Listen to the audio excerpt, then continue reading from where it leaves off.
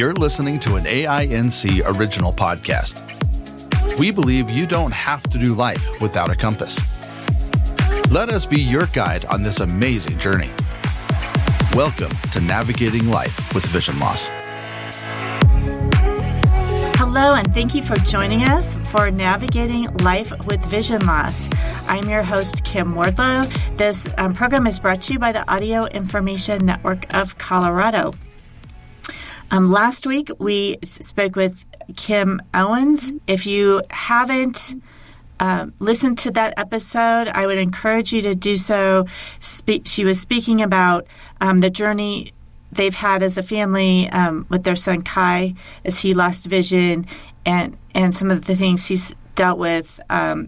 He graduated valedictorian. He is being very successful in a large college now, large university, playing sports, doing all kinds of things as a young man with his life. So it was a very, very good interview. So I encourage you to listen to that. But we're following that now today.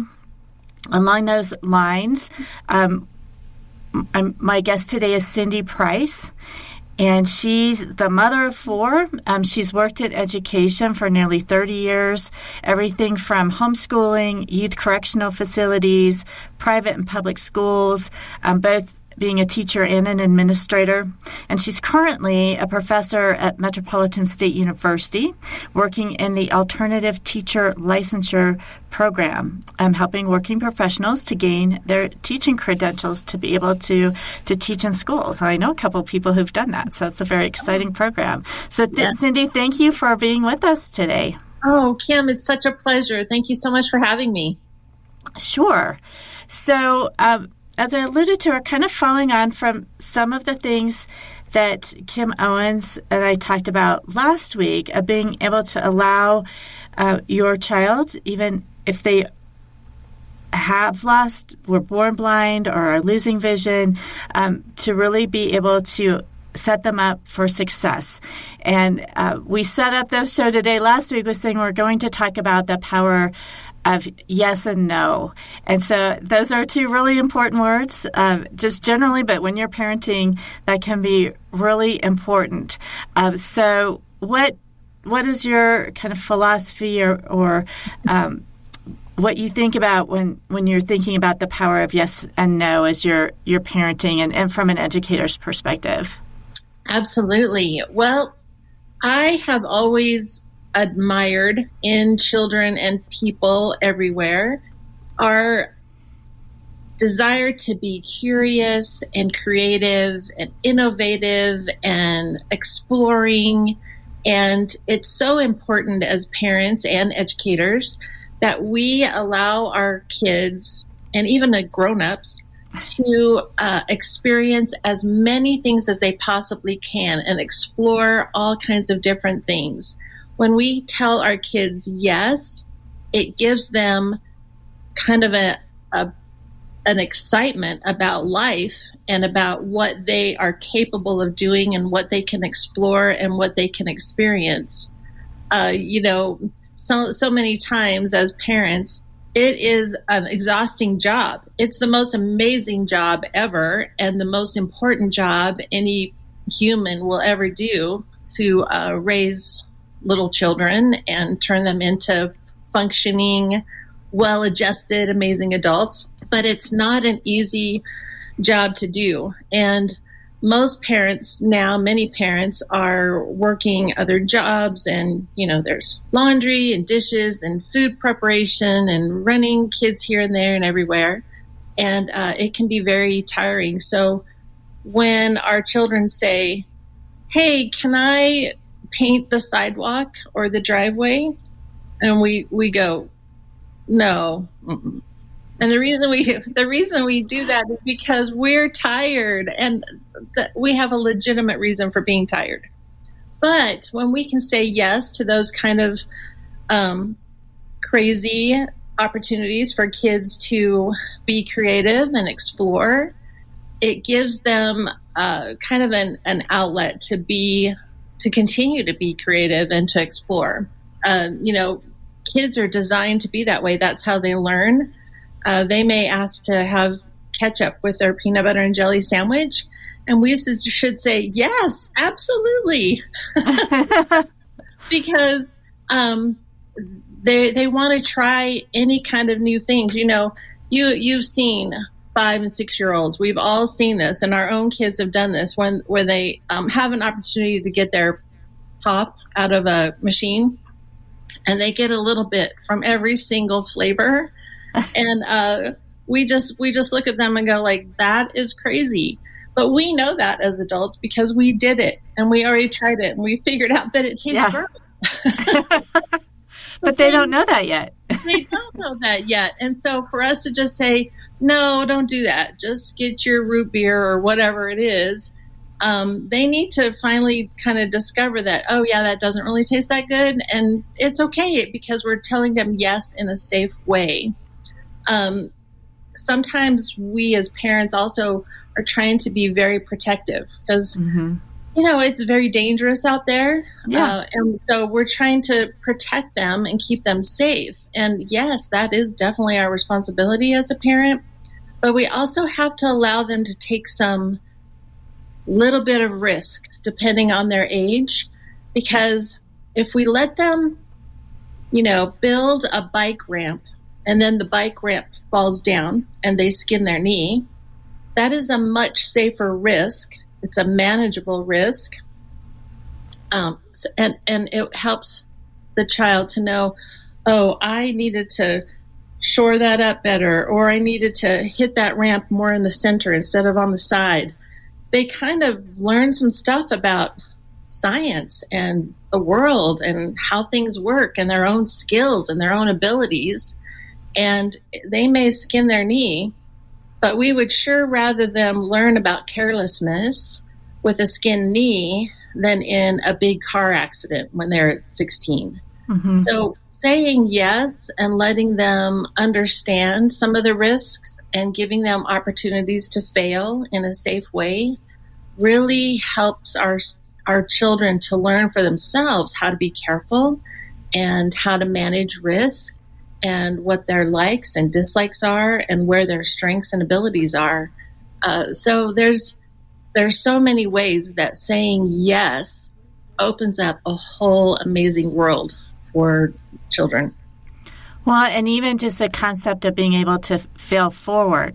So being able to encourage a child, well, yes, your ramp collapsed, you hurt your knee, but that doesn't mean you don't ever get on your bike again or you don't ever build a ramp again, to kind of help them learn and not sometimes not doing something again is the right choice, but sometimes, doing something again and not just saying, well, now I'm afraid I won't do it again. Exactly. Sometimes they need that encouragement as well. Yes. One of my favorite quotes, and I might be saying this kind of not 100% right, but it's from Thomas Edison when he was trying to, he had so many amazing inventions. And so people would always ask him, well, how does it feel that you haven't figured it out after 800 times or 900 times? And his response was, I have not failed. I've just found 999 ways that it won't work. Right. So that is such a positive way to look at things like, oh, my bike ramp didn't work that way. I need to have more supports on the side, or I need to hit it in a different spot, or I need to make it not quite so tall this time. So failing forward and making those mistakes is how we learn and how we become strong and how we become confident as adults. And we still need to fail forward as adults. Yeah. Well, and I think with a child who has vision loss or other disabilities or conditions, it can take some work trying to figure out which adaptations, how to make things accessible to them. So it might take some experimentation even just with that if you're looking. There's so many great things out there, but I think it's still, I still see folks kind of trying to figure out, well, how can I do this sport, or how can I do, something artwork or, something safely Yes, absolutely. And, it's the power of yes that has helped folks with disabilities be successful in sports and downhill skiing and car racing and swimming and all of the amazing things. Humans we're way more capable, whether we have a disability or not, we're way more capable than sometimes what people believe we can be. And so encouraging people to go for their dreams no matter what, because we all have disabilities, every one of us.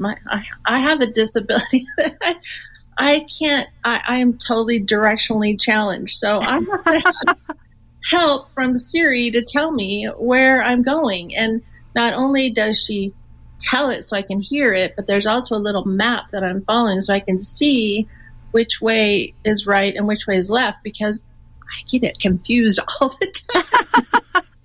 So, just having those extra supports for every single person to know, like, what do we need? What support do we need to be successful? And helping kids be able to do that really sets them free to explore this amazing, beautiful world.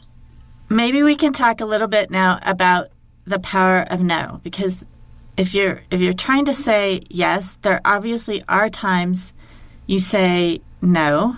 Mm-hmm. And I think you had commented before we got on the air, you commented that, well, if you're able to say yes most of the time, then when you do need to say no, yes, it carries more weight. And there are those times. Absolutely. When we're able to say yes, we give all people, children, adults, teenagers, opportunities to try things. And then when we want to try something, or our child or our teenager or our student wants to do something that we know is potentially very dangerous, then our no is going to have so much more impact because we've said yes so many times. And so I generally kind of make it in my own, and I guess this would be, every person would have to know what their boundaries were for no, but if what the person wants to do is very unsafe and there's a high risk of danger, such as running with a knife or playing in the middle of the interstate or driving a car when you're only 10, those are things that we would need to say no to, because the risk of failure is higher than what would be safe. Mm-hmm. And also, the other reason to say no is if there's some moral objection, according to your faith or your beliefs. We wouldn't want to encourage them to steal or, mm-hmm.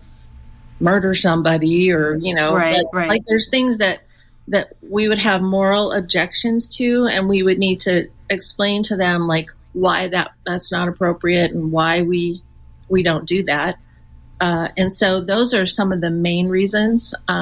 That's why kind of managing the risk. So a small risk where they might get a skinned knee, or maybe when they're older, they might even, break their arm. Those are still small risks compared to getting in a serious car accident, or, like you think about getting in jail or something. Yes, exactly. Going to jail. And that's what we're trying to avoid by allowing them to discover where the safety is and where they're comfortable with their own risk and why we do or don't do something. And so then saying no is also a learning opportunity. It's mm-hmm. not just saying no. It's explaining why and the process so that the child can also learn that critical thinking of, okay, I have to make a choice. Mm-hmm. If I'm deciding for myself, yes or no, like when should I be saying no? So that's also a learning opportunity. Yes, the critical thinking, the being able to judge for yourself and understand your own strengths and abilities, and whether or not you could really actually safely do something. A child needs to know, okay, I know that I can do this ramp, but I don't know that I can do this straight up incline. So they have to be able to kind of gradually figure that out in calculated risk. Mm-hmm.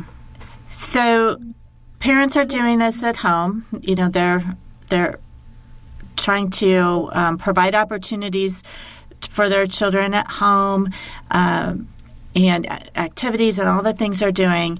But then, of course, especially here we are in the fall with school starting, they're spending a lot of their time during the day at school.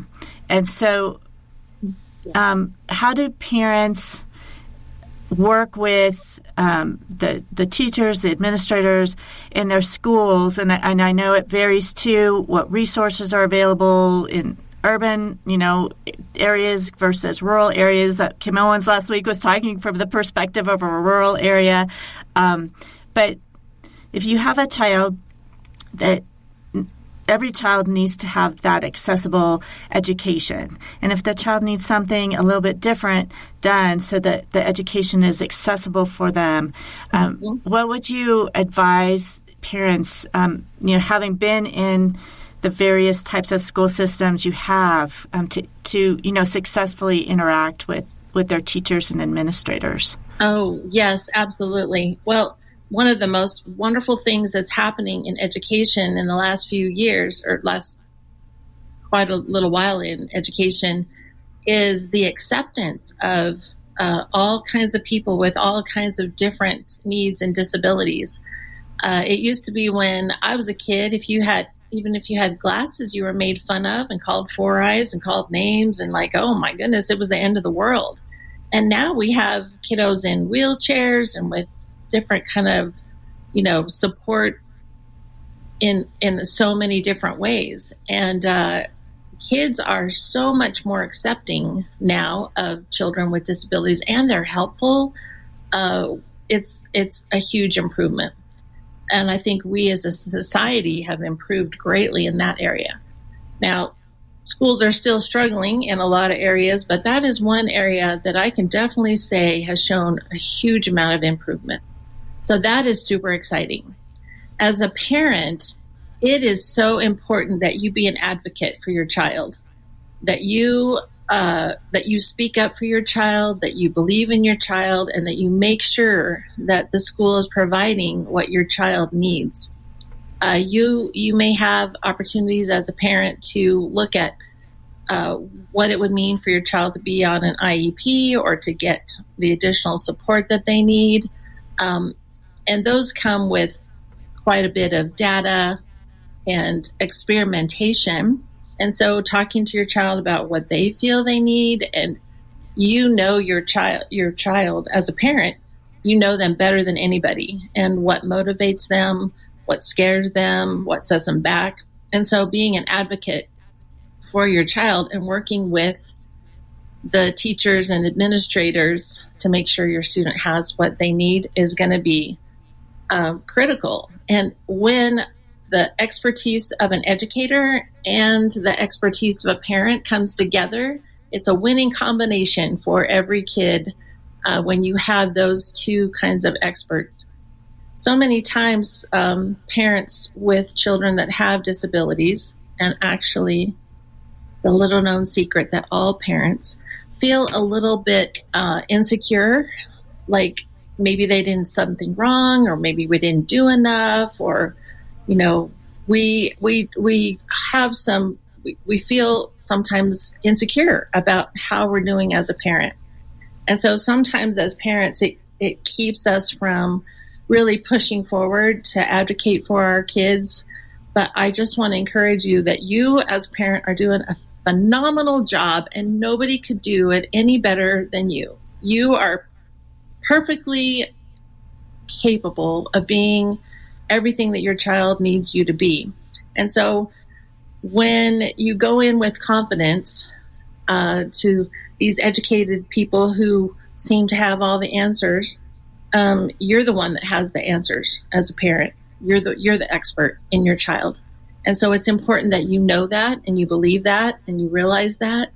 And then you can be a partner with the educators who have ideas about the resources and the supports that are available. Because what's really great, it's something that we have kind of, as educators, uncovered in the last several years, is a principle called universal design, where we do our best to provide opportunities for every child to be successful. So when we have a child who has a vision impairment, for example, we may need to teach them how to use the computer and be able to expand a picture or make the words bigger or do different things with technology. We may provide them larger print books or pass out materials that are larger print, or we may have a big bulletin board or something with large pictures and large words that make it easier for a child with a vision situation, makes it easier for them to see. But also that is also going to help lots of kids in the classroom. And what's wonderful about universal design is finding ways that help individual children. Turns out it actually helps lots of kids. And that's what's so great. I kind of relate it to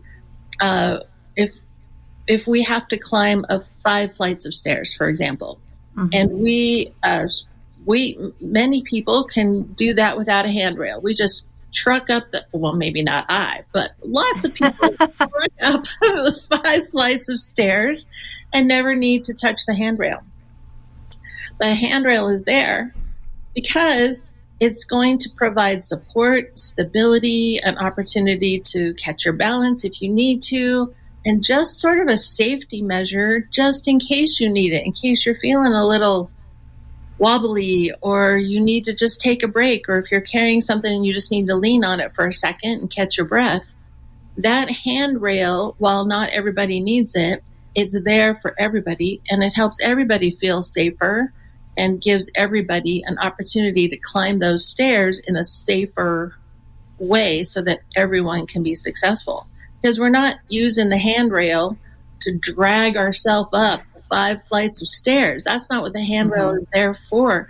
It's still going to be really hard to climb 5 flights of stairs with a handrail, but the handrail gives us an opportunity to pause, to feel safe, to catch our balance, to keep us secure.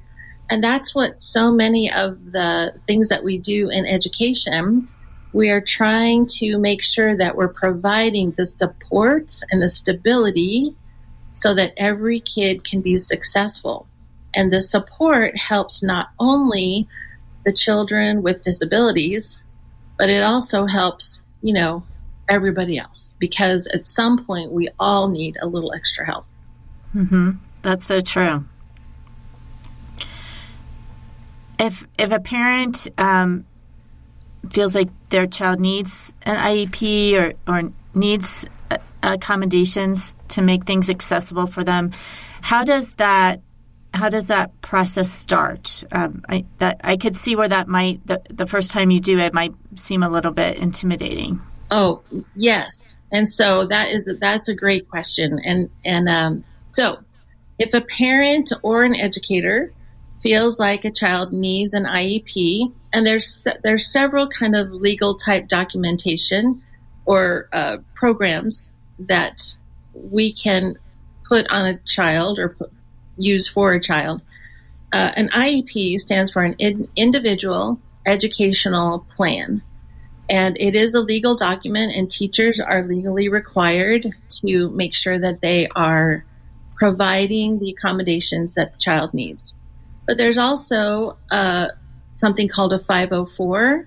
That tends to be a little bit more medical in nature. So if a child needs an EpiPen, for example, if they're allergic to bees or something, or peanut butter or whatever, and they might need a medical type intervention. And so sometimes vision loss is more of a medical thing, and they might need something with that. And then sometimes they might need the academic support. So there's a couple of different ways that works. So some of the first things that happen are that teachers collect data. They look at how is the child doing in each of their classes, how are they doing without any support at all?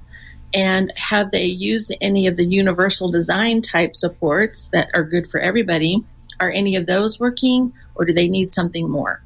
So if they need something more, they collect all the data. They also make sure that they get input from doctors, from therapists, from counselors, from parents and family members to look at, okay, here's our precious child, and also getting information from that precious child, of course, about what's going to help them to be successful. And so they have a meeting, an initial IEP meeting, and they talk about this child is really, really great at that, and they need maybe some support with this area. But they can do this on their own, or maybe they need to be released a little bit early so they can navigate the hallway without a bunch of kids in the hallway. So there's different ideas that people come up with to help support. And then everybody is in agreement. And as parents, that's your time to speak up and say, this is what my kid needs. This is what my child, this is how they feel successful. They can do this part on their own, but they're going to need some help here. So that's your time as a parent that's where you jump in as your child's expert and your child's advocate and your child's support, and really let people know what's going to help your child to be successful. And then after that, they put that all together in the actual official document called the Individual Education Plan, or an IEP. And then all the teachers kind of get a copy of that. The parent approves that and agrees that this is going to work, or you can make any tweaks or changes that you need to. And then teachers start implementing that in their classrooms and making sure. And then there are times, at least once a year, but you can do this at any time that you need to. You can reevaluate and say, okay, this isn't working as well as we thought it would. Here's a little tweak that we need to add to it, or my child no longer needs this support, or maybe they need additional support. And so there's opportunities for you to adjust that IEP and make sure that it is meeting your child's needs to the best of anyone's ability. Mm-hmm. Thanks for kind of walking us through that process. I know in our last few minutes, a thought has occurred to me: what if we flip the situation around, and the parent is blind or has some vision loss, or perhaps another disability, and the parent is now trying to interact with their child, and perhaps the child may or may not have a disability of their own, but the parent is needing some accommodation or is needing to get information in an alternative format or something like that. Do you have any recommendations, or what are those expectations from a parent who has some vision loss as they're trying to interact with the school systems? Right. So for parents who are trying to interact and have their own situations, parents can always bring in a friend or an advocate for them. I have actually done this with my good friend who has a child with a disability, and she was kind of uncomfortable with the whole situation. And so I went in kind of as her advocate to make sure that she was able to express herself and say what she needed to say, and kind of just there as a buddy to give her confidence. So a parent at any time, you can bring in a family member, your best friend, your neighbor, whoever understands you and your situation and can help navigate things for you. Don't ever be afraid to ask for help. Every person on the planet needs help, and there's nothing to be ashamed of about that. We need each other as people, as human beings. And so I would encourage parents to always ask for help and make sure that there's somebody there with you that can, somebody that encourages you, understands what you're trying to say, and really knows your point of view and your perspective. that is always welcome, always available. So hopefully that helps out.